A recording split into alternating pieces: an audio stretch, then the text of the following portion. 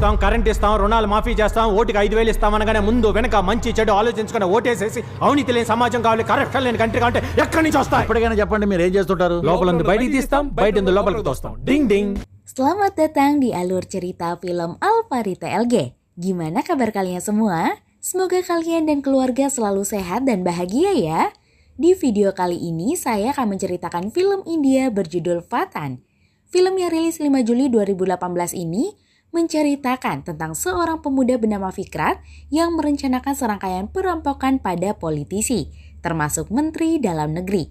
Setelah diselidiki ternyata Vikran adalah anak dari seorang pengusaha kelas kakap yang tinggal di London. Lantas bagaimana kisahnya? Agar tak terlalu lama silahkan ambil cemilan kalian, cari rebahan yang nyaman, luruskan niat, bersihkan hati. Yuk kita masuk ke alur ceritanya. Terus dukung channel ini dengan klik tombol subscribe, like, komen, dan share. Yang pastinya kamu juga harus aktifkan bel notifikasinya agar kamu nggak ketinggalan update dari channel ini. Thank you. Di suatu pagi di Hyderabad, sebuah rumah sakit hendak diresmikan oleh seorang menteri kesehatan bernama Arogya Rao. Namun karena konvoi kendaraan, menteri itu yang berhenti seenaknya di tengah jalan menyebabkan kemacetan lumayan panjang. Petugas Polantas sudah mengingatkan si Menkes tersebut, tapi dia tetap bersikeras hanya berhenti sebentar untuk meresmikan rumah sakit tersebut. Hal itu pun sangat membuat warga kesal. Tak lama kemudian seorang petugas yang lain tiba ke lokasi, namanya Vikran Surana. Di sana Vikran langsung memerintahkan bawahannya untuk menderek mobil tersebut karena peraturan tetaplah peraturan dan dia tidak peduli siapa pemiliknya. Selain menderek mobil, Vikran juga memberikan surat tilang ke asisten Menteri Kesehatan tersebut. Menteri Kesehatan yang baru tahu mobilnya diangkut petugas langsung emosi dan pergi dengan iring-iringan bajai untuk menuju ke kantor Polantas. Menteri Kesehatan berencana untuk memindah tugaskan petugas yang berani mengangkut mobilnya hari itu juga. Namun, menurut petugas di sana, kalau yang menarik mobil-mobil itu para pencuri, karena 2 hari sebelumnya mobil derek mereka juga hilang. Yang lebih apes lagi, ternyata si Menteri Kesehatan tersebut menyembunyikan semua black money di mobil itu untuk menghindari petugas pajak yang sebelumnya sidak ke rumah dia. Akhirnya Menteri Kesehatan memutuskan untuk tidak melaporkan masalah itu karena dia takut ketahuan melakukan penggelapan. Sementara di tempat lain, Vikran dan temannya bernama Sati memilih tinggal di sebuah kontrakan padat penduduk. Sang pemilik kontrakan yang melihat Vikran tak pernah telat bayar uang sewa, bertanya tentang profesi mereka. Spontan Vikran menjawab pekerjaan mereka memindahkan barang yang ada di luar ke dalam dan yang di dalam keluar. Oh, ekspor-impor, ungkap sang pemilik kontrakan. Oh, import and export business போல இருக்கு. Selanjutnya mereka langsung pergi ke kuil. Kebetulan di sekitar kuil terdapat sebuah kolam keramat. Konon jika kita melemparkan koin ke dalam kolam tersebut, keberuntungan akan datang menghampiri kita. Vikran pun mencoba melempar koin ke dalam kolam itu. Dan tiba-tiba muncul seorang wanita dari dalam air bernama Aksara. Kecantikan Aksara membuat Vikran langsung terpukau. Hingga tanpa sadar Vikran mengikuti wanita itu. Tapi sayangnya ternyata Aksara sudah mau menikah. Ketika Vikran hendak pergi, terjadilah sebuah insiden. Di mana saudari si calon mempelai pria bertindak arogan kepada anak yatim yang diadopsi oleh orang tuanya. Vikran seketika menghampirinya dan memarahi wanita tersebut.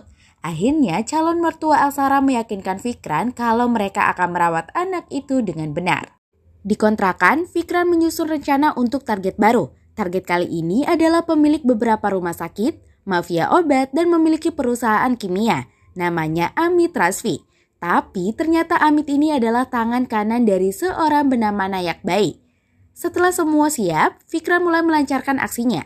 Pertama, dia memanipulasi suara Nayak yang menyuruh Amit mengirimkan semua uang yang ada di gudang medis ke gudang miras sekarang juga. Amit kemudian memutuskan untuk menyelundupkan uang bersama dengan paket obat-obatan agar tidak terlalu mencolok.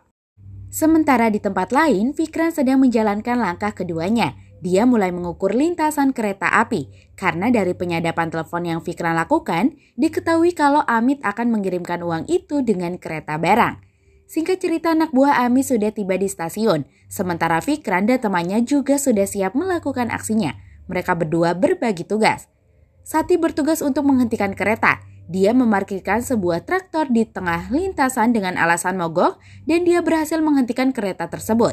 Setelah kereta berhenti, kini giliran Fikran menjalankan tugasnya.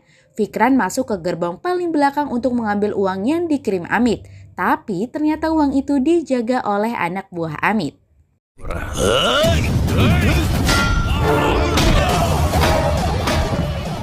Sementara di depan seorang masinis mencoba memperbaiki traktor itu. Namun karena traktor itu tidak bisa dinyalakan, mereka memutuskan untuk mendorongnya.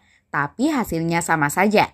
Tiba-tiba melintas sebuah truk yang sopirnya sedang buru-buru. Dengan mudah dia mendorong traktor itu. Alhasil rencana Fikran menjadi berantakan. Karena keretanya sekarang sudah bisa lewat lagi.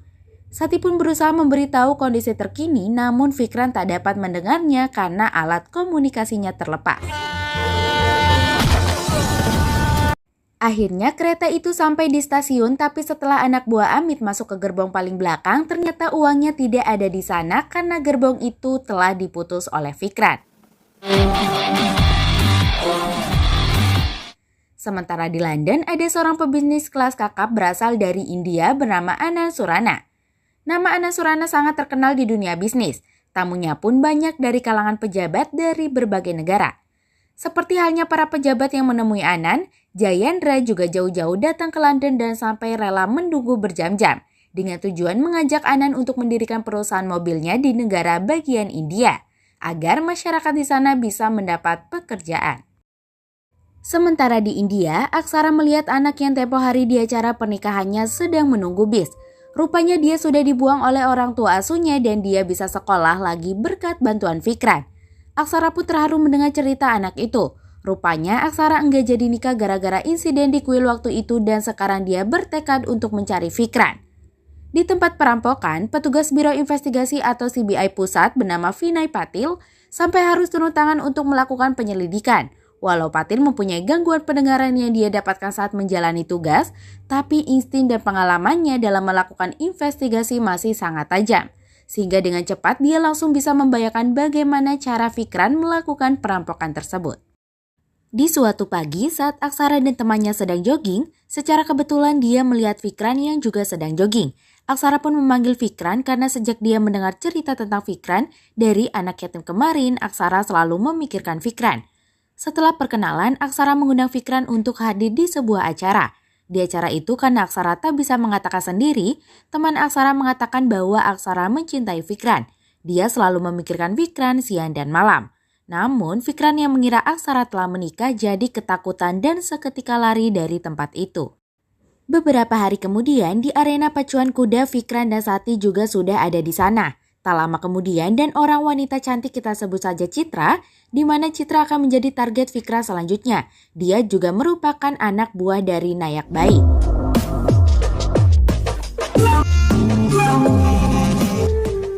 Citra sangat senang mendengar laporan kalau kuda mereka nomor 9 kali ini menjadi favorit. Orang-orang banyak memasang taruhan untuk nomor 9. Sesaat sebelum pertandingannya dimulai, tiba-tiba jokinya menghilang. Citra pun langsung menyuruh untuk mencari joki pengganti tapi tidak sempat karena waktunya sudah mepet. Dan jika menarik diri dari pertandingan, mereka diwajibkan untuk mengganti 2 kali lipat uang orang-orang yang sudah memasang taruhan. Akhirnya Citra cuma bisa pasrah. Namun tiba-tiba muncul secerca harapan. Kuda damar 9 itu ditunggangi oleh Fikran.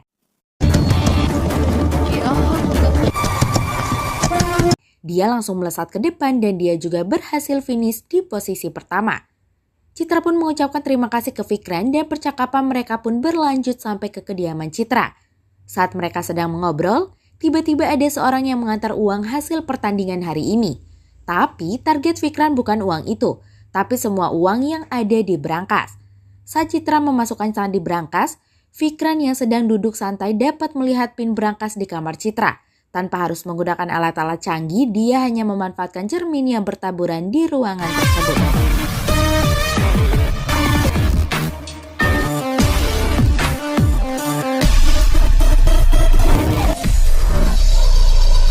Karena kehilangan uang itu, kini Amit dan Citra dalam masalah besar. Tak lama kemudian, Nayak Bayi pun tiba dan ternyata Nayak Bayi adalah Mendagri Jayendra. Jayandra marah besar karena cuma beberapa hari dia keluar negeri uangnya bisa hilang sebanyak itu. Dia juga mengatakan gak pernah sama sekali dia menyuruh Amit mengirimkan uang ke gudang miras. Akhirnya Jayandra menyuruh anak buahnya untuk mengeksekusi mereka berdua. Jayandra jadi penasaran dari mana si pelaku tahu kalau dia adalah Nayak baik karena nama tersebut sangat dirahasiakan dari publik. Keesokan harinya, Aksara yang sedang berada di kolam keramat mengungkapkan keinginannya untuk bisa lebih dekat lagi dengan pria impiannya dan tiba-tiba mendadak muncul Fikran dari dalam kolam dan seketika Fikran pun langsung kabur. Aksara mengejarnya dan mengatakan kalau dia mencintai Fikran. Apakah salah jika seseorang mencintainya? Bukan itu masalahnya, Anda kan sudah menikah, kata Fikran. Namun setelah bertanya ke pendeta, Fikran baru tahu kalau Aksara masih single dan tanpa ragu-ragu lagi dia langsung menerima Aksara. Sementara di rumah Jayandra, asistennya melapor kalau uang mereka yang di gudang miras juga dirampok. Tak lama kemudian, petugas CBI tiba. Di sana Putas Patil memperlihatkan hasil investigasinya, namun dia sengaja memberi info yang salah mengenai si pencuri. Jayandra yang melihat foto Menteri Kesehatan di nama pencuri jadi emosi dan langsung menelepon Menteri Kesehatan. Jayandra mengancam Menteri Kesehatan tersebut. Menteri Kesehatan yang tidak merasa bilang kalau dia tidak ada hubungannya dengan perampokan tersebut. Lagian mana mungkin dia berani seperti itu, sementara mereka sering melakukan penipuan berdua. Saat Menteri Kesehatan sedang kunjungan di rumah sakit, asistennya mengatakan kalau Fikran adalah orang yang mengambil mobilnya. Dia kemudian mengirim foto Fikran ke Jayandra dan mengatakan bahwa orang ini adalah orang yang bisa menangkap pencuri, karena hanya pencuri hebat yang bisa menangkap pencuri uang Jayandra. Saran dari Menteri Kesehatan itu diakui oleh Jayandra. Jayandra segera mengirim foto Fikran ke semua anak buahnya. Di tempat lain, Fikran dihubungi oleh Kepala Panti Asuhan dan Panti Jompo. Dia meminta bantuan Fikran untuk membantu seorang anak yang membutuhkan darah O negatif, karena darah Fikran juga O negatif. Tapi sayang perjalanan Fikran terganggu karena si sopir taksi itu langsung membawa Fikran ke tempat anak buah Jayandra. Karena Fikran tidak mau dibawa secara baik-baik ke tempat Jayandra, akhirnya mereka langsung menyerang Fikran.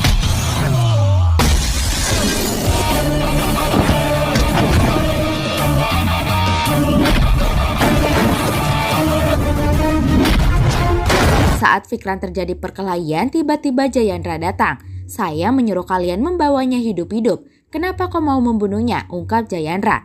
Akhirnya Fikran pun dibawa oleh Jayandra. Dan ternyata Jayandra ingin meminta tolong kepada Fikran untuk menangkap pencuri uangnya.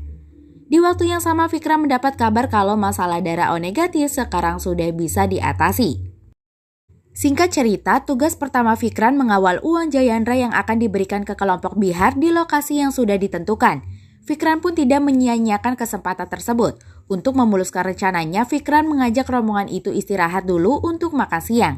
Di saat yang lain pada makan siang, Fikran meminta anggotanya yang sudah mengikuti di belakang untuk segera ke lokasi. Sebagai langkah awal, dengan plat nomor mobilnya yang sudah disesuaikan, anggota Fikran menemui kelompok Bihar dan berpura-pura menjadi kelompok Jayandra.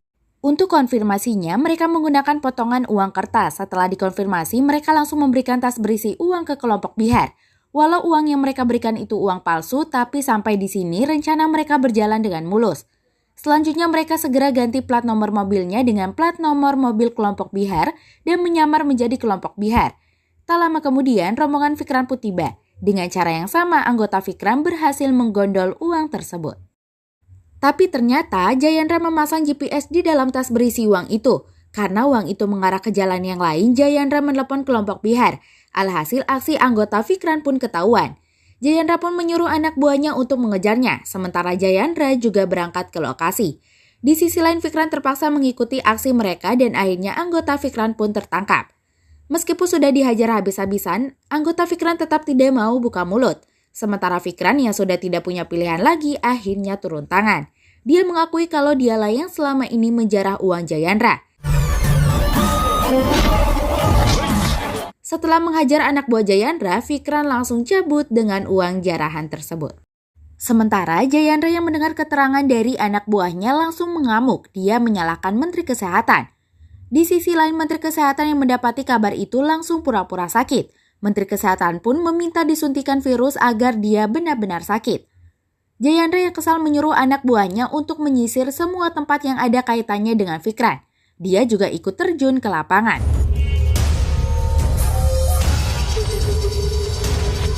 Jayandra sampai pergi ke tempat yayasan yang dibantu oleh Fikran dan juga menangkap Aksara yang kebetulan ada di yayasan.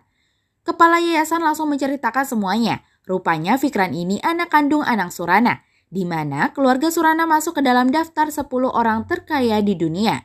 Dan yayasan yang diurusnya sekarang dulunya didirikan oleh almarhum Ibu Fikran dari harta warisan kakek Fikran. Dulu waktu kecil Fikran sempat tinggal di India. Kemudian ayahnya mengajak pindah ke London untuk mengembangkan bisnis dan hasilnya sangat memuaskan. Beberapa bulan yang lalu, kepala yayasan pernah mengundang ayah Fikran untuk datang ke acara perayaan 25 tahun didirikannya yayasan tersebut. Tapi ayah Fikran langsung menolaknya mentah-mentah. Namun Fikran yang menguping pembicaraan itu mengatakan kalau dia pasti akan datang ke acara tersebut. Singkat cerita, tibalah Fikran di India. Ia langsung disambut oleh staf perusahaan. Namun terjadi sedikit insiden yang membuat tangan Fikran terluka hingga dia harus dibawa ke rumah sakit. Saat Fikran berada di rumah sakit, ada kejadian ledakan bom di beberapa titik yang membuat rumah sakit tersebut langsung dipenuhi oleh para korban.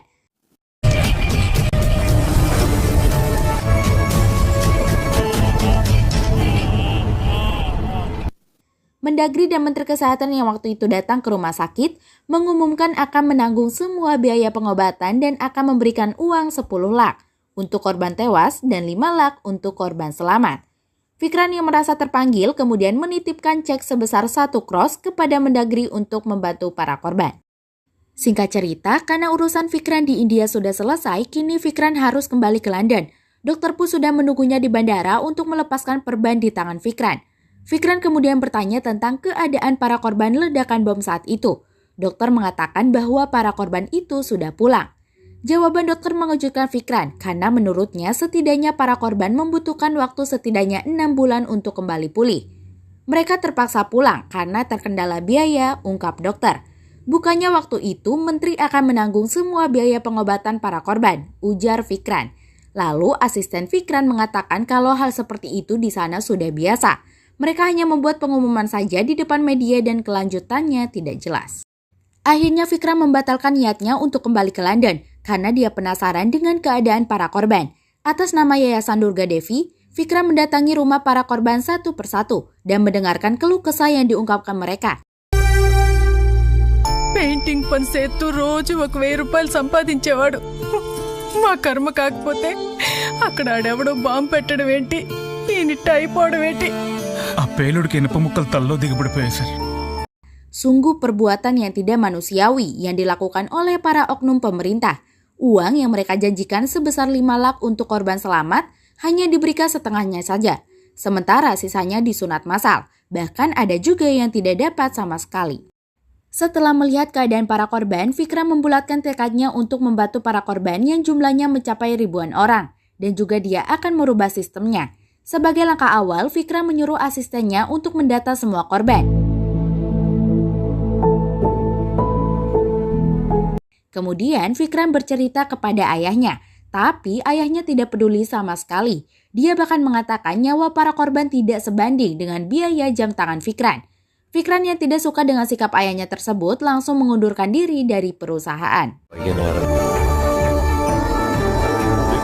Dan flashback pun berakhir. Namun Jayandra masih ngotot menanyakan tentang keberadaan uangnya. Kata ketua yayasan, uang itu telah didistribusikan Fikran dan anggotanya kepada semua para korban di seluruh negara bagian.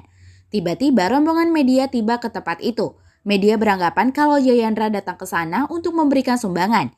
Kata Jayandra, dia datang ke sana hanya untuk berkunjung dan menawarkan bantuan jika yayasan membutuhkannya. Setelahnya dia langsung pergi. Tiba-tiba Fikran datang. Fikran berkata, "Kenapa Anda buru-buru, Pak? Bukankah Anda mengatakan akan memberi sumbangan sebesar 5 kors untuk yayasan?" Dengan terpaksa Jayandra memberikan cek kepada Fikran. Fikran kemudian berkata, "Dulu Anda mengambil 5 kors dari saya dan sekarang saya yang mengambil 5 kors dari Anda. నీ దగ్గర నుంచి 5 కోట్లు తీసుకుంటున్నాను. Anda sekarang berlindung di media, tapi setelahnya Anda tidak akan pergi dari saya," ujar Jayandra. "Saya tidak akan pergi dari Anda, Pak. Bahkan kita akan bertemu di platform yang sangat bagus," kata Fikran. Keesokan harinya, kepolisian mendapat laporan kalau ada bom yang siap meledak di depan pengadilan. Dalam sekejap tempat itu sudah dipenuhi kepolisian dan media. Tiba-tiba Fikran merebut mic jurnalis yang sedang siaran langsung. Fikran mengaku kalau dialah yang melapor dan dia juga yang masang bom itu. Namun bomnya itu lebih bahaya dari bom atom dan saat ini sedang berada di mobil. Dan semua yang ada di sana kaget saat box mobil itu dibuka. Fikran mengaku bahwa uang itu dia curi dari Mendagri Jayandra, Menteri Kesehatan dan para pejabat lain yang telah menjarah uang rakyat. Fikran merasa bersalah dan dia menyerahkan diri ke pengadilan bersama uang itu dan juga menyiapkan bukti untuk melawan mereka di pengadilan.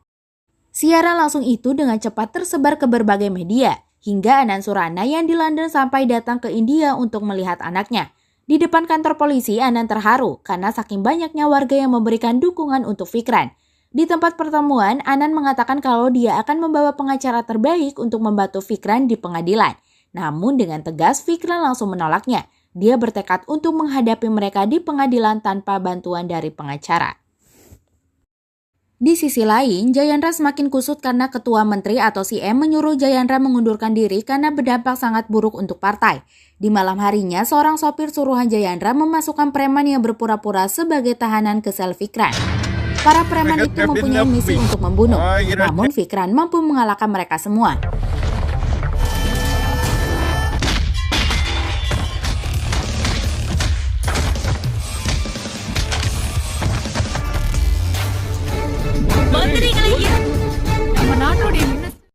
Akhirnya hari pertama sidang pun tiba. Jayandra menyewa pengacara hebat dengan bayaran 20 lak per jam.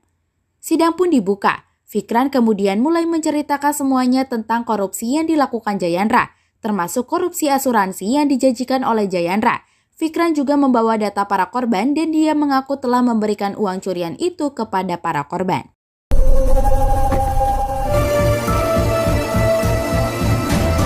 Namun pernyataan Fikran dibantah oleh pengacara. Dia bilang kalau tidak ada bukti kuat yang menyatakan kalau uang tersebut berasal dari kliennya. Kemudian Fikran menghadirkan 2 orang saksi. Saksi itu adalah Amit dan Citra. Mereka mengatakan kalau apa yang dikatakan Fikran adalah benar. Mereka juga mengatakan kalau mereka hampir dibunuh oleh Jayandra karena marah atas kehilangan uangnya. Untung saja ada Fikran yang menyelamatkan mereka. Tapi pernyataan itu langsung dibantah oleh Jayandra sendiri. Jayandra mengatakan Amit dan Citra sengaja dia pecat karena korupsi. Jayandra juga menuduh Amit dan Citra sengaja memberikan pernyataan palsu lantaran mereka sakit hati karena dipecat. Untuk menguatkan bukti, Fikran kemudian memberikan bukti video rekaman saat Jayandra menginterogasi Amit dan Citra. Namun ternyata pihak Jayandra juga mempunyai videonya tapi suaranya sudah diubah. Audionya tentang percakapan Jayandra yang sedang memecat mereka berdua karena korupsi. Kata Fikran, video itu palsu karena audionya sudah diubah. Namun si pengacara mengatakan video Fikran lah yang palsu. Kemudian pengacara menyerang Fikran. Dia menuduh Yayasan Durga Devi yang didirikan ibu Fikran hanya sebagai kedok keluarga Surana untuk mendapatkan uang. Uang sumbangan itu dialirkan ke luar negeri untuk pengembangan bisnis Surana. Pengacara menuduh Fikran sengaja merekayasa kasus ini untuk kliennya karena perusahaan Surana sebelumnya mencoba menyuap kliennya untuk mendapatkan lahan di kawasan ekonomi khusus seluas 10.000 hektar untuk mendirikan perusahaan tapi ditolak oleh kliennya. Karena itu, Fikran membuat tuduhan palsu untuk kliennya, ungkap pengacara. Akhirnya, hakim memutuskan untuk mengecek kedua video tersebut ke laboratorium forensik dan memerintahkan CBI untuk menyelidiki Yayasan Durga Devi dan sidang pun ditunda. Singkat cerita, sidang kedua pun dimulai. Petugas CBI, Patil yang menyelidiki kasus tersebut membawa bukti dan juga bersaksi di pengadilan. Pernyataan Patil langsung membuat kubu Jayandra gemeteran. Tuduhan yang dilontarkan pihak Jayandra semuanya bohong dan semua yang dikatakan Fikran benar, ungkap Patil. Patil mengaku Jayandra alias Nayak meminta dia untuk menyelidiki kasus pencurian yang dilakukan oleh Fikran berhubung Patil mempunyai gangguan pendengaran. Selama melakukan penyelidikan dia merekam semuanya, bahkan sampai ke panggilan telepon. Dia juga sudah menduga kalau pengacara akan mengatakan kalau rekaman tersebut palsu, karena itu dia juga sudah melengkapi dokumen tersebut dengan laporan forensik bahwa rekaman itu asli.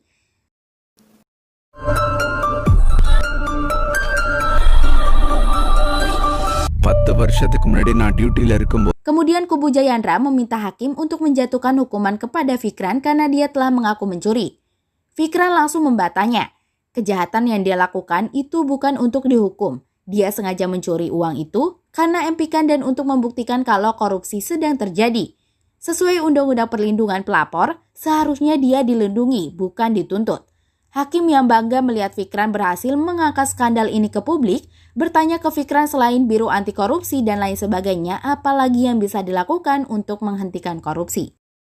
Menurut Fikran, sistem yang dipakai sekarang sangat jadul.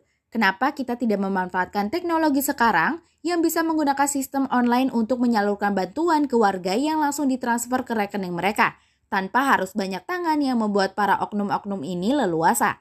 Akhirnya Hakim menyatakan Jayandra alias Nayak, menteri lain dan para pejabat yang terlibat dalam penipuan ini sebagai terpidana dan memerintahkan petugas terkait untuk memecat mereka dari jabatannya. Seperti yang dikatakan Fikran, Hakim merekomendasikannya kepada pemerintah untuk menggunakan metode transfer langsung ke penerima bantuan dan sidang pun selesai. Beberapa bulan kemudian, metode yang disarankan Fikran sudah diterapkan oleh pemerintah. Ayah Fikran sekarang juga telah berubah. Dia ikut serta dalam kegiatan yang diadakan oleh yayasan, dan film pun selesai.